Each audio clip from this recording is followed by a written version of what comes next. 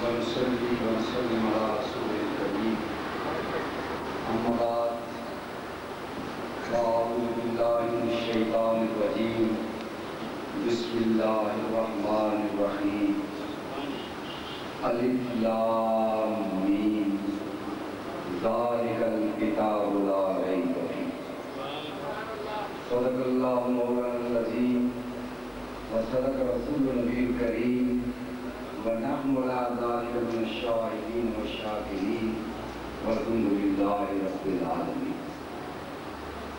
معزز اکرام،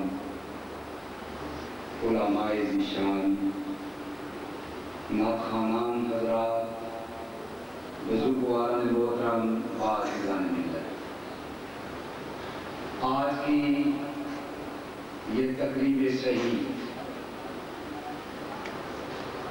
جامعہ رحیمیہ میں محفل نعت کی صورت میں انعقاد پذیر.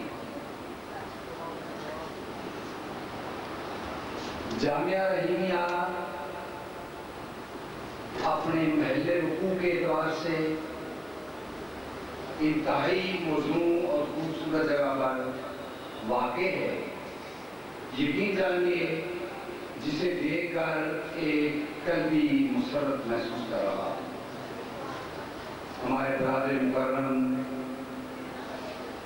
دنیا اہل سنت کی مایہ ناز شخصیت اور ممتاز عالم دین زینت القرآن حضرت مولانا قاری عبدالرحیم صاحب دامت برکاتہ العالیہ کے اس انتخاب پر انہیں خراج تحسین پیش کرتا ہوں اور بارگاہ ربوبیت میں دعا گو ہوں کہ اللہ کریم اس مرکز کو مرکز رشد و ہدایت اور سرچشمہ فیوز و برکات فرمائے.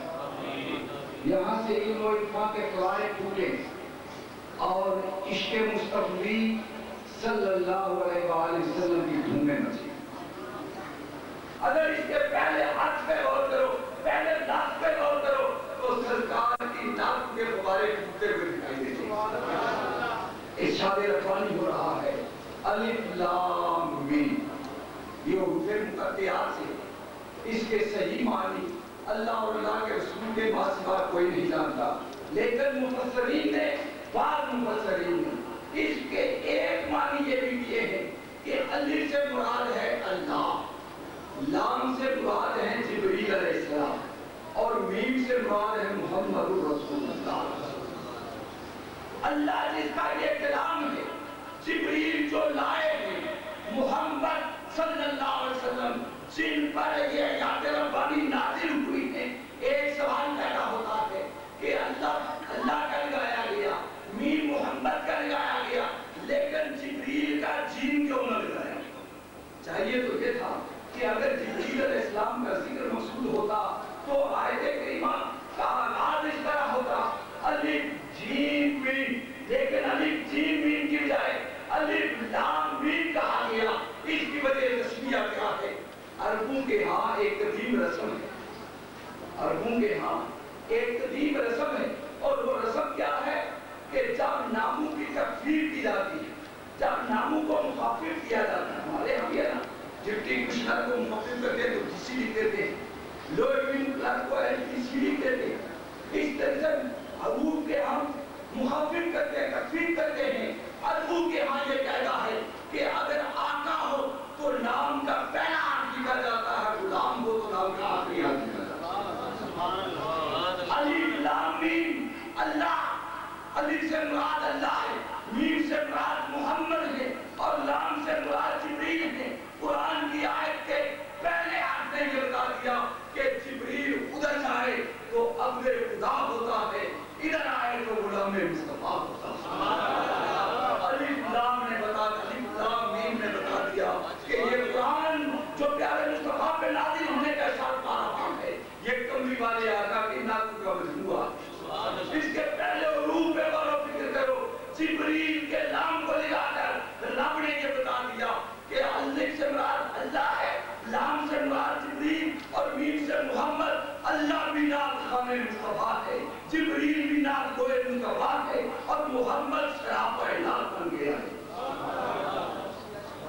اللہ اکبر. میرے اعلیٰ حضرت امام اہل سنت مجدد دین و ملت مولانا شاہ احمد اللہ خان فاضل بریلوی رحمۃ اللہ علیہ لفظ محمد کی وضاحت کرتے ہوئے کیا حسین ترجمانی کرتے ہیں. اللہ تو ناتے پیارے مصطفیٰ کی ناتے پڑھتا ہے کیونکہ سارا قرآن موصوف خدا لم یزلی. یہ سارے کا سارا قرآن جو اللہ کا کلام ہے یہ پیارے مصطفیٰ کی نعت ہے. اور یہ نعت جو ہے جبریل علیہ السلام بارگاہ ربوبیت سے لے کر بارگاہ مستقبل حاضر میں. اور محمد صلی اللہ علیہ وسلم اعلیٰ حضرت فاضل بریلوی رحمۃ اللہ علیہ فرماتے ہیں کہ لفظ محمد جو ہے اس پہ غور اور فکر کرو تو دو عربی زبان میں دو لفظ ہیں. ایک ہے لفظ مقالید اور ایک ہے لفظ مفاتیح. کنجی کے لیے چابیوں کے لیے دو لفظ استعمال ہوتے ہیں. ایک ہے لفظ مفاتیح اور ایک ہے لفظ مقالید. مفاتیح کہتے ہیں ظاہری خزانوں کی کنجیوں کو اور مقالید کہتے ہیں چھپے ہوئے خزانوں کی کنجیوں کو. جس طرح قرآن پاک کہتا ہے اِنَّهُ مفتاح الغیب. یہ مفتاح کا لفظ قرآن میں موجود ہے اور مقالید کا لفظ بھی قرآن میں موجود ہے. لہو مقالید السماوات والارض. کہ اللہ کے دست اور قدرت میں مفاتیح بھی ہیں اور مقالید بھی ہیں. لیکن میرے اعلیٰ حضرت فرماتے ہیں کہ اگر لفظ محمد سے غور کرو تو مفاتیح کو مقالید کو پیش نظر رکھو. مفاتیح کا پہلا حرف میم ہے اور آخری حرف خا ہے. مقالید کا پہلا حرف میم ہے اور آخری حرف دال ہے. جب دونوں کا مرکب کیا جائے تو بنتا ہے محمد. معنی کیا ہے؟ الف لام میم. اللہ نے تو نعت مصطفیٰ کی. جبریل نعت مصطفیٰ کا دسترخوان لے کر بارگاہ مستقبل میں آئے اور محمد کے لفظ نے کہا اس بات کی تو ماضی کر دی کہ کائنات میں محمد سے بڑھ کر کسی اور کی تعریف نہ کی جائے گی جس کے دست قدرت میں رب کریم نے مفاتیح کو مقالید رکھی ہیں. یعنی کائنات کے خزانوں کی کنجیاں دست مصطفیٰ میں رب نے رکھی. میں اپنے موضوع پر جانے سے قبل یہاں پر ایک اعتراض وارد ہو سکتا ہے میرے اس جملے پر کہ تو یہ کہہ رہا ہے کہ مفاتیح کو مقالید ظاہری اور باطنی خزانوں کی کنجیاں جو ہیں وہ سرکار کے ہاتھ میں پروردگار عالم نے دی ہیں. اور یہ فلسفہ قرآن کی نص کے خلاف ہے. قرآن اس کے خلاف شہادت دے رہا ہے. قرآن جو کہہ رہا ہے قل لا اقول لکم عندی خزائن اللہ. کوئی کہہ سکتا ہے کہ یہ قرآن کی آیت ہے پیارے تو اعلان کر دے لا اقول لکم میں تم سے یہ نہیں کہتا عندی خزائن اللہ کہ میرے پاس اللہ کے خزانے ہیں. جب قرآن کہہ رہا ہے کہ اللہ کے نبی کے پاس خزانے ہے ہی نہیں تو پھر یہ مقالید و مفاتیح سے سرکار کو خزانوں کی سوانکیوں کا برتار ثابت کرنے کا جواز کیا ہے. میں کہتا ہوں غور سے تفاسیر کا مطالعہ کرو کہ یہ آیت کب نازل ہوئی کس وقت نازل ہوئی. اس کے شان نزول کے بعد سرکار کے مخاطب کون تھے. اصل بات یہ تھی کہ کفار مکہ جو تھے وہ بارگاہ مستقبل میں آئے.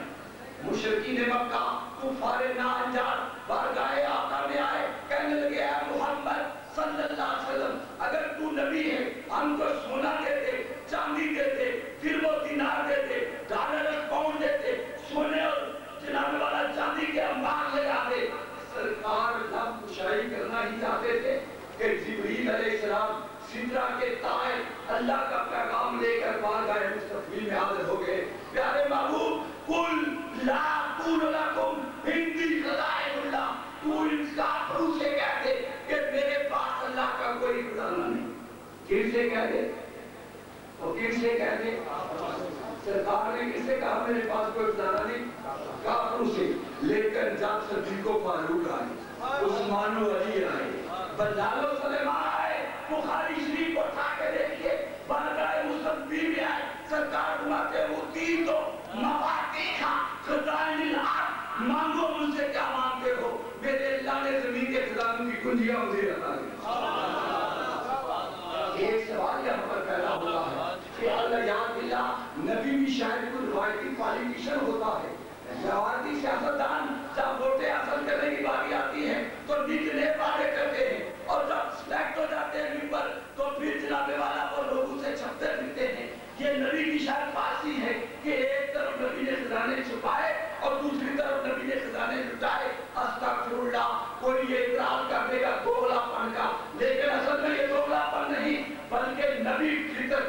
زمانی کے بمباز بن کر آتے ہیں، نبی مشیت الہی کے ترجمان بن کر آتے ہیں، نبی انسانی فطرت کے نقیب بن کر آتے ہیں۔ اور انسان کی فطرت کیا ہے کہ ہمیشہ انسان اپنوں کو خزانے بتایا کرتا ہے اور چوروں سے خزانے چھپایا کرتا ہے۔ ایسا نہیں کہ کوئی آدمی چور سے کہے میرا بینک بیلنس اتنا ہے، میرا کھانے میں اکاؤنٹ اتنا ہے، میرے گھر میں چاندی اور سونا اتنا ہے، جی چور کو کوئی نہیں بتائے گا، لیکن گھر والوں کو، بیوی اور بچوں کو بتائے گا میرے پاس اتنا اثاثہ اور اتنا سرمایہ ہے۔ کیوں کہ انسان کی فطرت ہے کہ اپنوں سے خزانے لٹاتا ہے، چوروں سے خزانے چھپاتا ہے۔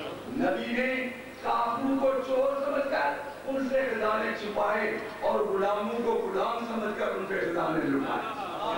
جن سے خزانے چھپائے گئے ان کا طرز عمل اور ہے، اور جن پر خزانے لٹائے گئے ان کا طرز عمل اور ہے۔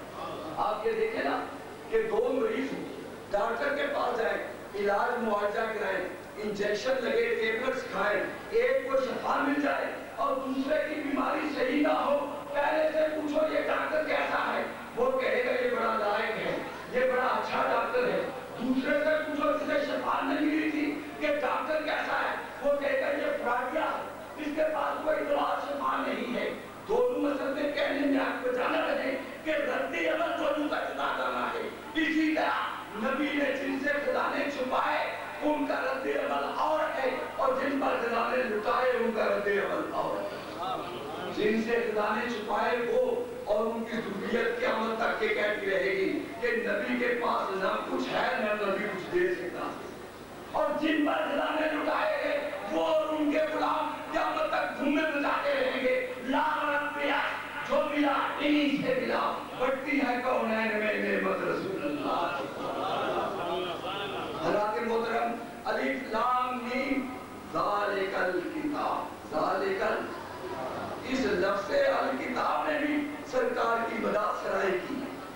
یوں کو اقبال مرحوم سے کسی نے پوچھا کتاب سے مراد کیا ہے، وہ کہتے ہیں لوح بھی تو، قلم بھی تو، تیرا وجود الکتاب، الکتاب مدینے کا تاجدار بن جائے۔ میری ماں، آپ کی ماں، کائنات کی مومنوں کی ماں، ام المومنین سیدہ عائشہ صدیقہ العابدہ المطہرہ رضی اللہ تعالی عنہا، جو اس نیلے چھت کے نیچے سب سے بڑی مفسرہ، سب سے بڑی محدثہ، سب سے بڑی محققہ ہے، سیدہ سے پوچھا گیا اے سیدہ ذرا کردار مصطفیٰ کی جھلکی تو دکھا دو۔ آپ فرماتی ہے انہو خلق القرآن، اگر مجھ سے اخلاق مصطفیٰ پوچھنا چاہتے ہو تو قرآن کو پڑھو، سارا قرآن قصیدہ مصطفیٰ اور اخلاق مصطفیٰ کا مجموعہ۔